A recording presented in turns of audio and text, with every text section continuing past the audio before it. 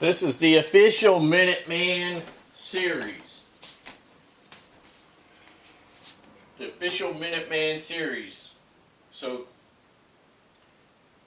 I'm gonna preface all of the equipment and so forth with try to help build a foundation for you to work from. And I hope that you have notebooks on hand with your favorite writing instrument so that you could take notes. Now just remember that my knowledge is antiquated, okay, but some things carry forward. Doesn't matter how old they are, it could still be a truth, okay? It could be true even from the past to the present, because that may not change. Whatever it may be I'm talking about, that may not change, but there are things that will change over time. Okay, so keep in mind that my knowledge is antiquated. However, it will point you in the direction that you need to go. Okay?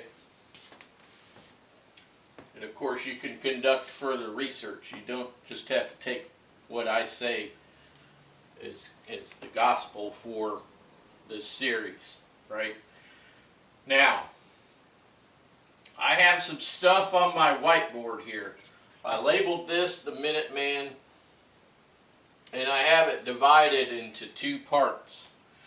And that side over there, we're talking about the MinuteMan, which is your average person. Your average person who is trying to engage in day-to-day life, but may be called upon to defend themselves, their family, and their countrymen against either an invading force or a government that has turned tyrannical against its own people. Okay? I'm going to preface all that with saying that, first of all, whoever's watching this, I have a First Amendment right. I have all of those rights, inalienable rights, penned in this little Constitution and Bill of Rights, right? So I have the ability to stand here and talk about this stuff. And the reason why we have a First Amendment is not so that we can talk about things that are widely accepted, but so that we could talk about things that are not widely accepted and possibly even frowned upon by some people, right? And it was Ron Paul, okay, Ron Paul, who said something very similar to that. We have a First Amendment so that we could talk about things that are not popular, right? And that is the truth. So this is, the government right now will label people so that they look bad, so that they look like bad people. They're just your average everyday citizen, average everyday person, okay, who's just trying to live their life, but yet it just keeps getting worse and worse. More and more taxation, which is basically theft, okay, it's extortion, okay, let's just use that. And the government will extort you to no end, but people like the mafia and those you know, maybe some gangs or whatever who go around extorting people, they'll prosecute them, but they are you can't touch them. Okay, they're untouchable. The government is untouchable. They give themselves the right to extort people, right? So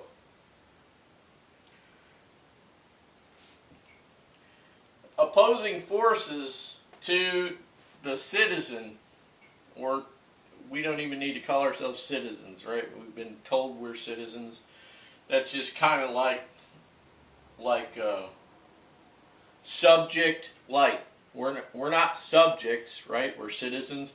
Let's just make up a new word, and so they think of us as subjects, right?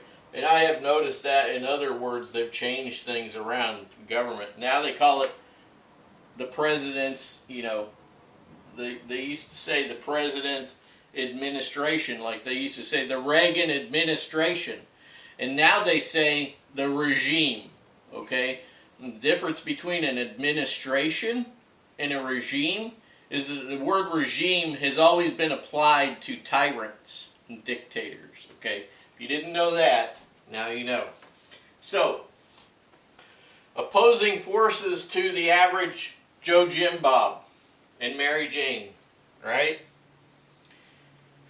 Now, at a certain point, when a government becomes oppressive and tyrannical towards the people of a nation, they have several ways to deal with the people. And this is the reason why the MinuteMan should exist, is because there is an action on the part of the government, and so therefore there should be a reaction by the people. So you would be reacting to an action on the part of the government, okay? We're going to talk about the government here because this is really what's going on right now, whether you want to believe it or not, okay? Now, you should never strike out. You should never attack. Okay, you should react. Okay, you should be on the defense. You're always in the right when you're defending yourself, but when you go out and attack like that, in this particular scenario, you're not in the right. That's why it said, wait until you see the whites of their eyes. If they want a war, let it begin here. Okay, that was the first revolution. The second one's coming up. Now, in the first revolution, they said, well, take all their guns. What's going on right now? What's going on right now? They want to take all the guns. But you don't give them to them because you're stupid if you do. So, you're going to be stupid if you do, because if you give them all the guns, then you're just waiting for the slaughter, right? And what has the government done to ramp up to oppose to oppress the people? What have they done? First of all, they have taxed people to death so that they can't even hardly live. Okay, they devalued the dollar over time, so it's almost worth nothing. The dollar today is worth about 8 times less than it was in the 1950s and 60s, okay, roughly. If you want to get nitpicky on it, go ahead, go get your calculators out and do the math, all right? Now, what have they done? Well, they devalued the dollar. They have increased taxes, so therefore it's harder and harder to make ends meet. It used to be a man could work, have his wife at home, have 6 kids, have a house, have 2 cars on one income, right? One income. But the dollar is worth so little today. They said, well, they took us off the gold standard, so now the money's not backed by anything, so they can print as much money as they want, because it doesn't have to be adhered to a certain amount, right? So if you got X amount of gold and silver, and you cannot have more than that value in currency, in circulation, okay, you take a bunch of little dollar bills, right? And all these little fiat currency dollar bills, and you put them into currency, and that's supposed to be backed by gold and silver, but they took that away. So now that they stole all of our gold and silver, probably gave it to the IMF, they took all that away, and now all they got is paper. It's not backed by anything. It's not worth anything. You know, so do you see where I'm going with this? It doesn't have any physical value because the gold and silver you have only so much of.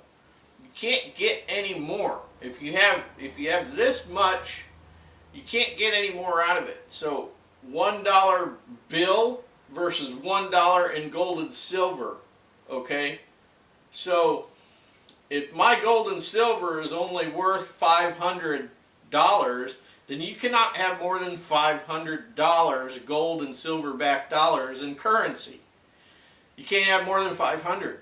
But if you get rid of this, if you get rid of the gold and silver, let's just push it all away. And they say, well, we are just going to have this debt system to where you can borrow against it in order to make more money, right? And that's how we got into trillions and trillions of dollars in debt, is they keep printing more money and devaluing each dollar every time they do, okay? So they have made the dollar practically worthless compared to what it used to be here in the United States. Because it's not backed by gold and silver, which is illegal. It's illegal. It says it in here that you cannot have anything but gold and silver. The Federal Reserve is a branch of a Swiss bank out of Bern, Switzerland. It is not even a U.S. entity. Okay? So, they screwed us on the money there. They made the money worth less, so therefore Mary Jane had to go get a job because Joe Jim Bob's paycheck wasn't enough to sustain a household. And so Mary Jane had to have less kids or no kids, and she had to get a job, and they had to have a smaller house, and they had to maybe have one car instead of two cars, and they didn't have any money for anything extra because they were both working like crazy because the money's worth less, right? So they've got these people, they've got the people the people enslaved to the monetary system, so that they have to work like crazy to try to keep up, to live, to buy groceries, and so on, right? This is a very big thing. Okay, this is a very big thing. It's a true conspiracy. This is huge. It is a huge thing. And most people don't think about any of this stuff because they're too busy. They're too busy trying to make ends meet, right? And it's the government's fault, and it was on purpose. It was on purpose. The government did this on purpose. So, they've messed with the money. They've made it to where you're a slave. They made property tax so that you can't have your own property and own it, right? So I own property, but I still got to pay property tax? What the heck? Why am I paying property tax? If I didn't have to pay property tax, then I would have my own little sovereign place here. I could live forever on what I grew and the animals and so on. See? Do you understand where I'm going here? Come back in the next video.